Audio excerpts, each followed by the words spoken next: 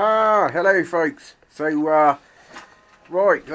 today we've come down to have a look at an ROC post, and we're pretty much inside this Orlit post. Now, an Orlit post, this is an Orlit B, I believe. We'll go outside and have a better look at it, but just before we do, I think I'm just going to take dinner off the boil a minute, because otherwise it's going to be thermonuclear hot and we'll have to wait half an hour to be able to eat it. So just taking that off anyway. So right then, so we're in an Orlit post, and these Orlit posts were designed for spotting aircraft. So the observers would have been stood in this part of it, and there would have been a telephone connection here as well, and a telephone to report on actually spotting aircraft back to the Observer Corps HQ. Right, so here we have KERNOW EXP's drone, and we're hovering right over the Orlit post here. And like I said about Orlit posts, then they predated the nuclear underground monitoring posts, and Orlit being the company that designed it and built it, because it's made out of prefabricated concrete. And let's take a few steps back so we can see what it looks like from the outside. So it's a small post then that was meant for spotting aircraft, and probably manned by 2 or 3 observers, and inside there would have been a telephone. You can see we've still got the original GPO connection there, and inside it's mainly prefabricated concrete, and there would have been a shelf here or something as well. And just walking around it then from the outside, we've got, you know, not really much protection from the weather really, but so when the jet age came, it meant that visually spotting potential enemy aircraft is a lot harder, and that's when the Royal Observer Corps switched from the aircraft spotting mode, the role which it was in World War II, to a different role, which is the monitoring of the effects of a nuclear weapon, a nuclear warhead or bomb. And basically we've got this underground nuclear post. Now, everybody who's seen other videos I've done, you probably see we've actually featured 2 or 3 different ROC posts, and this one, I'm afraid, is locked today. Now basically what we've got here is, this is the shaft, or the entrance, the hatch. The hatch would lift up, and then there's a ladder. It's roughly 14 foot down, and in the bottom of the bunker, 2.5 meters, isn't it? Yeah, about that, yeah. And what it would consist of basically is an underground monitoring room, and we've got on this end of the site of the bunker, we've got this is the ventilation shaft, and it's doubtful if this would have protected the occupants from any radioactivity, but it's just a ventilation shaft basically. And in the middle there we've got something called the fixed survey meter, which is basically a probe. Now there would have been like a fiberglass dome on the top of this, and the radiation probe would have been inserted from inside the bunker, and then once it was elevated, then it would have been able to measure fallout or radioactivity above ground then. And we've got the fixed survey meter there. There's also would have been the bomb power indicator tube, which was basically connected to a pressure gauge, which would have literally physically measured the power of the atomic blast, and to be able to tell how far, you know, the effect of it. And also ground zero indicator.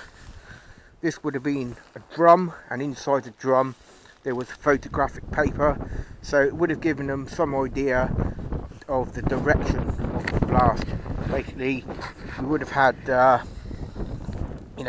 this 3 papers, obviously, facing in different directions, or 4 actually, sorry, like a compass. So it would have, if in the event of a nuclear detonation, then they would have been able to first measure the power of the blast, and then obviously with the ground zero indicator, the direction of it, and then after that, then the fallout, by any fallout or radioactivity by the fixed survey meter, which would have been inserted from inside up through that post. And this is what's interesting, folks, is this one's actually, the top of the pipe is actually broken off. And I say, oh chap, you've got a lot of sheep over there. Oh wow, wow, yeah, a lot of woolies, folks. Yeah, well, woolies are all on the move. But yeah, so we're hopefully then, the plan is we're hoping to get a camera and see if we can put that down into the monitoring room to try and enable us to actually have a physical look inside the post without actually going in there, because it's locked up fast and there's not really much we can do to get in, to be honest. So we're going to go back to the Orlit post. KERNOW EXP is there, and we're going to... Oh wow, awesome, he's landed the drone on the roof of the Orlit post. Brilliant. So we're going to go and let's just go inside a minute and say hello to KERNOW EXP. And I think hopefully it's about lunchtime. Oh yes. Well and truly lunchtime. Yes. So I've not touched it, but look, that's where she landed. Brilliant, look, excellent piloting there, look, yeah. There's the drone. So great then, folks, we'll be back in a minute when we've had some lunch. Right, folks, so what we're trying to do is basically, we've got another camera on this pole, and I've secured it on the pole, and down the end of the pipe there, there is a torch on the end of this piece of string, which is pretty good. In fact, what I might do actually is, shall we O-light it? Well, would be a lot pricier. Yeah, I think that's probably... To sacrifice it. Yeah, I'll O-light it. And we'll bring this up and get me O-light. Right, so I'm still rolling. We're hoping, folks, to actually get a look inside this ROC post without going inside it by using this camera on a pole. Yeah, so ROV. We'll be back in a second for the big insertion. A minute. Right, okay, so we're going to put the camera down the FSM pipe on the ROC post. All these abbreviations in it. Crazy. Right, so rolling. That one's on. So we are recording and going down.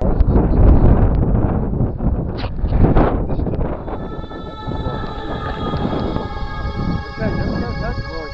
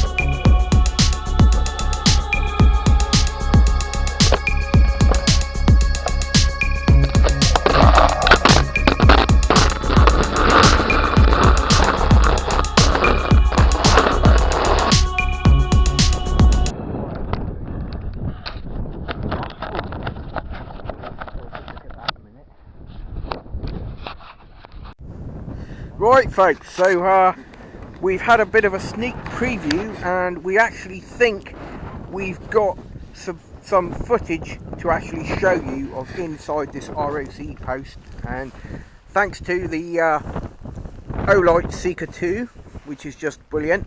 And we've actually been down there with the camera, and just to make absolutely clarify, Charlotte, here is the hatch. It is locked up shut solidly.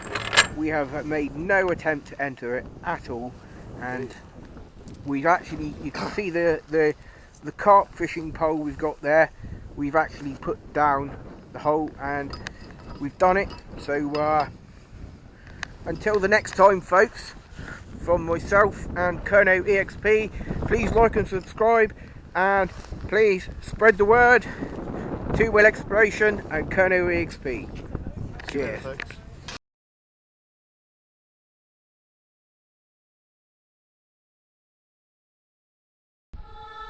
Right, okay, I think we're recording. Yeah, you can't see when it's in this thing. Right, okay, final tweak of things then. So we are recording. We're going down.